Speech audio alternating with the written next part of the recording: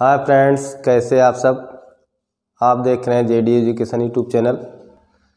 आज का हमारा विषय है इतिहास में कक्षा 6। कैसे पता करें कब क्या हुआ था, यानी कि इतिहास जानने के स्रोत, यानी कि जो इतिहास होता है उसके जानने के स्रोत कौन कौन से हैं। कैसे हम पता लगाते कि इससे पहले, यानी कि बीते हुए कालों में लोग कैसे रहते थे, किसका प्रयोग करते थे और किस समय हुआ। तो इसको पता लगाने के लिए हम इतिहास का अध्ययन करते हैं। किसका करते हैं? इतिहास का अध्ययन करते हैं। तो इतिहास बीते हुए समय, यानी कि इतिहास क्या है? बीते हुए समय और उस समय के लोगों के समझने और जानने का साधन है। समझने और जानने का साधन है। इसी चीज़ के बारे में आज हम अध्ययन करेंगे। सबसे पहले दिया हुआ कैसे पता लगाते हैं, यानी कि हम कैसे पता लगाते हैं कि जो है हमारे पूर्वज, यानी कि हमारे पूर्वज कह सकते हैं, यहाँ इससे पहले जो बीत गया है कई हजार साल पहले, वो रहते कैसे थे, किसका प्रयोग करते थे, या उनको जानने के लिए हमारे पास कौन कौन सी व्यवस्थाएं हैं। तो सबसे पहले क्या लिखा? उपलब्ध वस्तुओं के अवशेष, यानी कि जो मृदा में या ज़मीन में धसी हुई खुदाई में जो मिलते हैं, जैसे मिट्टी के बर्तन, खिलौने, हथियारों तथा औजारों द्वारा मिलता है। यानी कि विभिन्न प्रकार के स्रोत हैं जिनके द्वारा हम पता लगाते हैं। और ये वस्तुएं क्या होती? ऐतिहासिक जानकारी के लिए अत्यंत महत्वपूर्ण होती है या है। उपलब्ध सामग्री के आधार पर इतिहासकारों ने अतीत को 3 भागों में बांटा। कितने भागों में बांटा है? 3 भागों में बांटा है।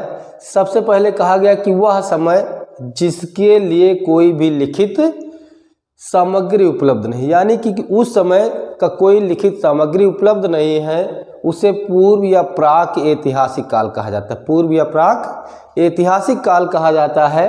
वह समय जिससे संबंधित क्या है? लेख तो मिलते हैं लेकिन उसको पढ़ नहीं पा रहा है, या क्या लिखा हुआ है वो क्या है कि वह समय जिसके लिए कोई भी लिखित सामग्री नहीं थी, तो उसे वो प्राक या पूर्व ऐतिहासिक काल कहा जाता है। वह समय जिससे संबंधित लिखित साक्ष्य प्राप्त तो हैं किंतु उसे पढ़ा नहीं जा सकता है, उसे आद ऐतिहासिक काल कहा जाता है। क्या कहा जाता है? आद ऐतिहासिक काल कहा जाता है। जो आद ऐतिहासिक काल है उसमें साधन तो है, यानी कि लिखित सामग्री तो मिलती है लेकिन उसको क्या भाषा लिखी हुई है उसको पढ़ना मुश्किल होता है। फिर अगला दिया हुआ कि ऐतिहासिक काल, यानी कि इसमें लिखित के साथ साथ क्या है? सामग्री, और उसे पढ़ा भी जा सकता है। यानी कि जो ऐतिहासिक काल है उसको पढ़ा भी जा सकता है और लिखित में भी है, तो उसे क्या कहते हैं? ऐतिहासिक काल कहा जाता है। प्राचीन काल में वो अपने लेखों को क्या करते थे? ताड़पत्रों पर, भोजपत्रों पर और ताम्रपत्रों व शिलालेखों पर, पत्थरों की दीवारों पर तथा पत्थर के छोटे छोटे फलकीय टुकड़ों में लिखा होता था या बना होता था। फिर उसके बाद क्या दिया कि प्राचीन इतिहास के विषय में हमें जानकारी लेखों से प्राप्त होती है।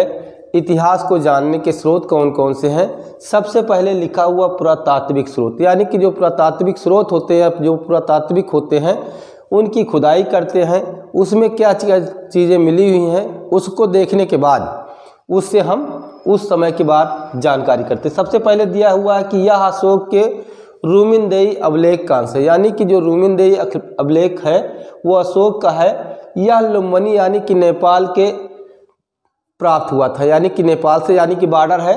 तो लुम्बिनी कहाँ पड़ता है? उत्तर प्रदेश में है। इसमें उपज का 8वां भाग, यानी कि जो लिखा हुआ है इसमें उपज का 8वां भाग कर के रूप में लिया जाता है। उस समय जो उपज होती थी खेती का, उसका 8वां भाग लिया जाता था। यह पत्थर पर अभिलेख उत्कीर्ण होने के कारण महत्वपूर्ण ऐतिहासिक है। पत्थर पर उत्कीर्ण यानी कि लिखा हुआ, बना हुआ होता था। फिर आता सिक्के और मोहरे। जो सिक्के और मोहरे पुरानी मिलती हैं, उन सिक्कों और मोहरों में क्या होता है? प्राप्त सिक्कों से तत्कालीन शासक का नाम तथा उससे समय का पता लगता है।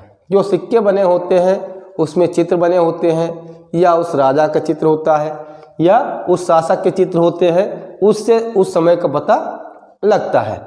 फिर इसके बाद आता सिक्के की बनावट, यानी कि जो बनावट होती समय समय परिवर्तित होते रहते हैं। तो जो सिक्के की बनावट से उस समय की कला तथा सिक्कों की धात से आर्थिक स्थिति की जानकारी होती है। यानी कि आर्थिक स्थिति कैसे, हम आप जानते हैं कि सोने के थे, कि चांदी के थे, कि तांबे के थे, उस समय किस चीज़ की तरह सिक्के प्रयोग किए जाते थे, उससे उस समय की आर्थिक स्थिति का जानकारी होती है। फिर इसके बाद आता है कि गुप्त शासक। गुप्त शासक कुमार गुप्त प्रथम के सिक्के पर घुड़सवारी का चित्र बना हुआ है। तो घुड़सवारी का चित्र बना होने का मतलब ये हुआ कि वो अच्छे एक घुड़सवार थे, यानी कि वो जो थे जिससे वो एक अच्छे घुड़सवार थे। फिर इसके बाद आता है हड़प्पा कालीन, यानी कि हड़प्पा कालीन मोहरें मेसोपोटामिया से मिली, यानी कि हड़प्पा कालीन जो मोहरें मिली हुई हैं मेसोपोटामिया से मिली हुई हैं। इससे यह सिद्ध होता या ज्ञात होता है कि हड़प्पा वासियों का व्यापार क्या था, मेसोपोटामिया से होता था। फिर इसके बाद आता है कि धौलीगिरी। धौलीवीरा ये हड़प्पा सभ्यता का एक पुरातत्व स्थल है जो गुजरात में है। कहाँ पर है, पूरा स्थल है जो गुजरात में स्थित है। यहाँ से हड़प्पा कालीन नगर निर्माण की योजना, जल निकास, प्रबंध आदि के साक्ष्य प्राप्त हुए। यानी कि जो साक्ष्य प्राप्त हुए हैं तो वहाँ की व्यवस्था में क्या दिया है कि जो निर्माण योजना थी बहुत अच्छी थी, साथ साथ क्या था, जल निकासी के अच्छा प्रबंध था, आदि के बारे में वहाँ से साक्ष्य प्राप्त होते हैं। फिर इसके बाद आता है सारनाथ स्तूप। जो सारनाथ स्तूप कहाँ पर है, उत्तर प्रदेश में है। उत्तर प्रदेश में कहाँ पर है, कासिया, जिसे हम बनारस या वाराणसी कहते हैं, सारनाथ है। तो सारनाथ उत्तर प्रदेश में स्थित इस स्तूप धामेक स्तूप के नाम से जाना जाता है। इसका निर्माण मौर्य वंश के शासक कौन किया था, अशोक ने कराया था। महात्मा बुद्ध ने सर्वप्रथम अपना उपदेश कहाँ पर दिया था, सारनाथ में दिया था। अपना उपदेश सबसे पहले कहाँ दिया था, सारनाथ में दिया था, इसलिए इसका विशेष महत्व है। और सारनाथ स्तूप से भी उस समय के काल की जानकारी प्राप्त होती है। फिर नेक्स्ट आगे देखते हैं कि पुरातात्विक स्रोत से अब हम देख रहे हैं साहित्यिक स्रोत। साहित्यिक स्रोत का मतलब है कि कुछ पुस्तकें हैं जिनके बारे में उस समय के बारे में जानकारी प्राप्त होती है। जैसे साहित्यिक स्रोत में दिया हुआ है पुस्तक का नाम, लेखक का नाम और काल का विवरण। सबसे पहले दिया है वेद। वेद के बारे में लेखक का जानकारी नहीं है स्पष्ट रूप से, तो ये वैदिक कालीन विवरण के बारे में बताता है कि वैदिक कालीन विवरण किस प्रकार से था। फिर इसके बाद आता है रामायण और महाभारत। रामायण और महाभारत बहुत प्राचीन पुस्तक ये भी है। रामायण के रचयिता जो हैं वाल्मीकि जी हैं और महाभारत के हैं वेद व्यास जी। इन्होंने महाकाव्य कालीन समाज के विवरण के बारे में बताया हुआ है। फिर आता है जैन एवं बौद्ध साहित्य। जैन एवं बौद्ध साहित्य के बारे में स्पष्ट नहीं है। ये 6ठी शताब्दी ईसा पूर्व की राजनीतिक, सामाजिक एवं धार्मिक स्थिति के बारे में बताता है। फिर इसके बाद आता है धर्मोत्तर शास्त्र। साहित्य में आता है सबसे ज़्यादा प्रचलित शास्त्र आप सुने होंगे अर्थशास्त्र है, जो कौटिल्य की रचना है, जिन्हें चाणक्य कहा जाता है। ये मौर्यकालीन समाज की राजनीतिक, सामाजिक, आर्थिक एवं धार्मिक स्थिति के बारे में जानकारी मिलती है। फिर इसके बाद आता है राजतरंगणी। राजतरंगणी जो है कल्हड़ की रचना है। इसमें जो है कश्मीर के 11वीं एवं 12वीं शताब्दी के इतिहास के विषय में जानकारी प्राप्त होती है। फिर इसके बाद आता है विदेशी यात्रियों।